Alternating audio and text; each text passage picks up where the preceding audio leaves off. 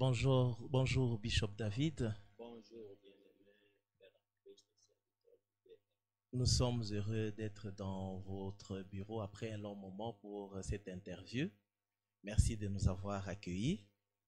Nous sommes ici, on est à la fin de l'année, le centre d'évangélisation charismatique Emmanuel, dont vous êtes représentant légal et pasteur responsable de l'Assemblée Éden où nous nous trouvons à ce moment, organise un grand marathon d'enseignement et de prière de 30 jours. Nous voulons en savoir le thème. Quel est le thème de ces marathons d'enseignement et de prière?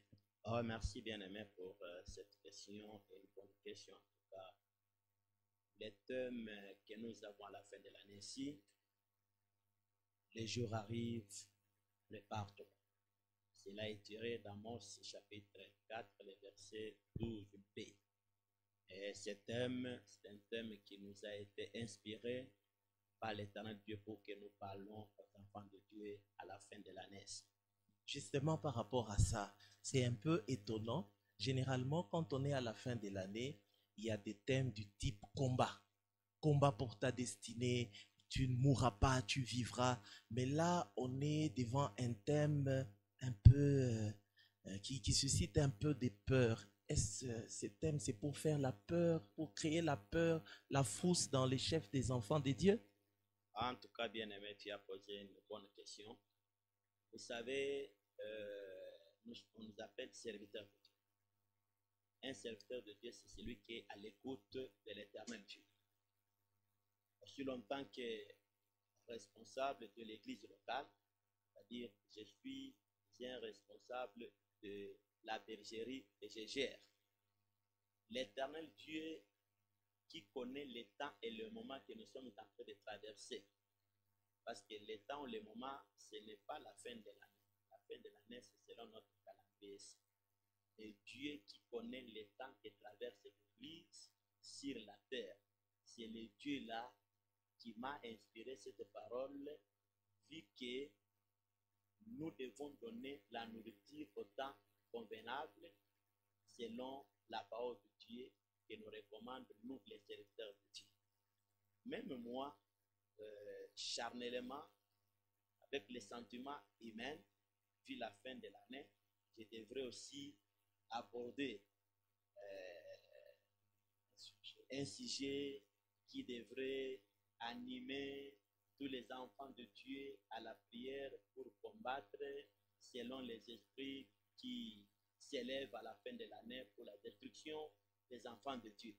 Mais Dieu connaissant que pendant ce temps, nous devons parler pour préparer l'Église au jour qui arrive, qui est le jour du Seigneur, et le jour du Seigneur qui est l'enlèvement. C'est-à-dire à ce moment-là, moi, en tant que prédicateur, je suis là pour suivre les signes de l'Éternel. C'est-à-dire ce n'est pas un thème pour faire peur, au contraire, c'est pour préparer l'Église, pour faire revenir l'Église, afin que l'Église mette l'ordre dans sa vie. Faire revenir l'Église, comme on y est encore, avez-vous constaté que l'Église, le peuple de Dieu, a tendance à dérailler pour le faire revenir sur le droit chemin? Qu'est-ce que vous avez constaté pour le remettre sur le rail? Voilà, ce n'est pas moi qui ai fait les constats. Le Dieu qui est le maître des temps et des circonstances, le maître de la saison. Alors, Dieu là a vu que son peuple a des penchants sur les désirs du monde, de plus que les désirs du royaume. Or, si la terre, le monde n'est pas un lieu de repos, mais nous sommes des passagers vers les cieux. Alors c'est pour cela l'Éternel Dieu là a vu le temps qui est en train de traverser l'Église. L'Église est dans l'oubli, dans la distraction. C'est pour cela qu'il veut nous faire revenir pour que nous mettons l'ordre dans notre vie, parce que le maître de la maison, il est resté. Chers téléspectateurs, le thème de ces marathons d'enseignement et des prières, comme venait de nous le dire le bishop David, c'est le jour arrive, prépare-toi. Le jour. De quel jour s'agit-il? C'est le jour du Seigneur. Si on parle du jour du Seigneur, c'est le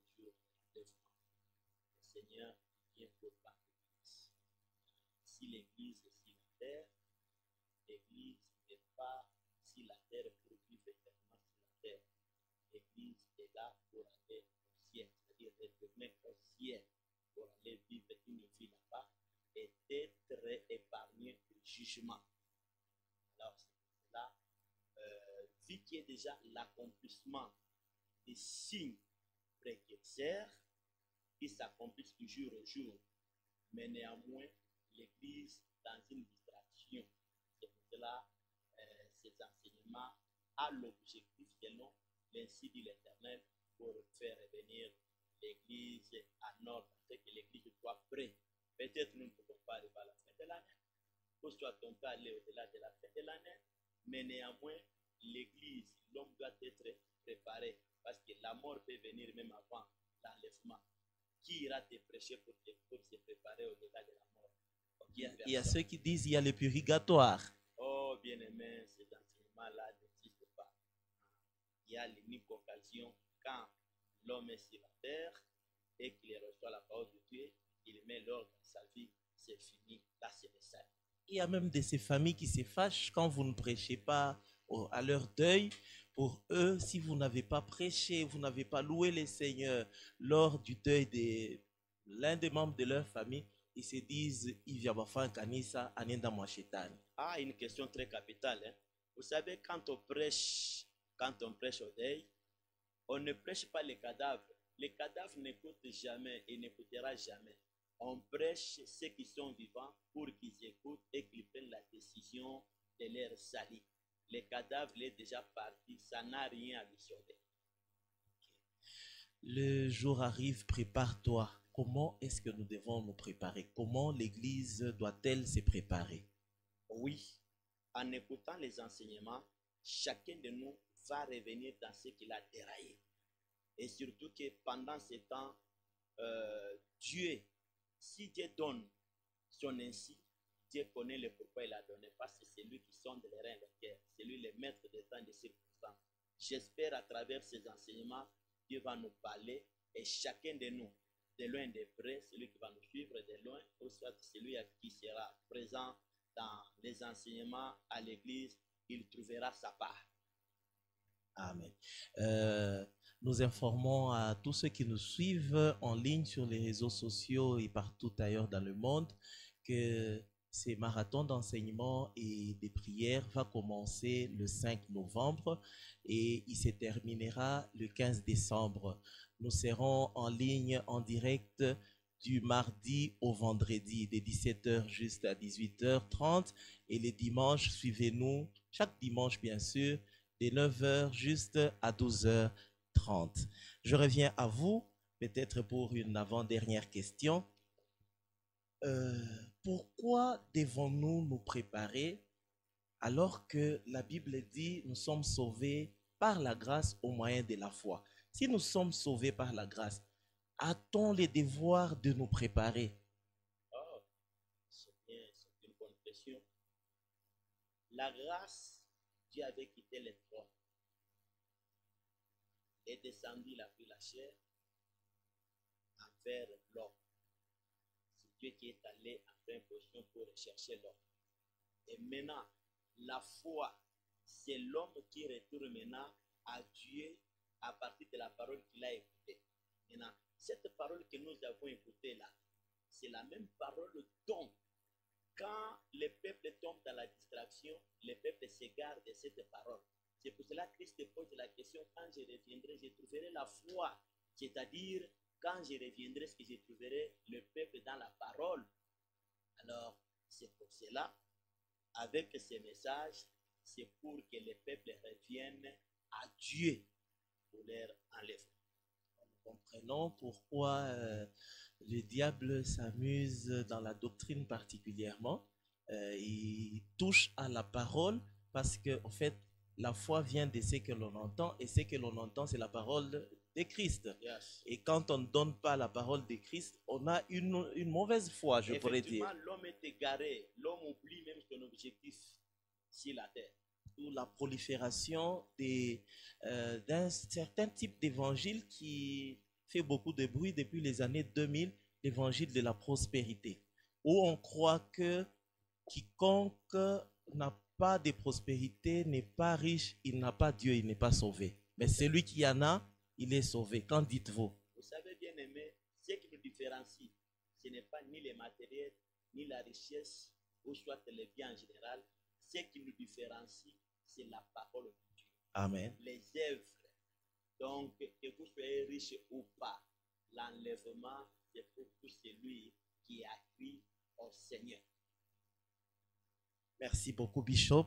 Je pense que nous sommes en train de chuter avec notre interview. Quel est votre mot de la fin? Qu'est-ce que vous pouvez dire à tous ces millions d'internautes qui sont en train de vous suivre en ce moment par rapport à ces enseignements? Oui, le mot de la fin, je dirais ceci, nous sommes dans une saison là où tout et chacun de nous doit mettre l'ordre dans sa vie. Qui que ce soit, bishop, représentant, pasteur, apôtre, docteur, revenons, mettons de l'ordre dans notre vie parce que nous ne connaissons pas ni l'heure ni le jour, mais néanmoins il est à la porte et il revient bientôt. Alors nous devons nous préparer. Merci beaucoup, Bishop. C'est moi qui vous remercie. Merci.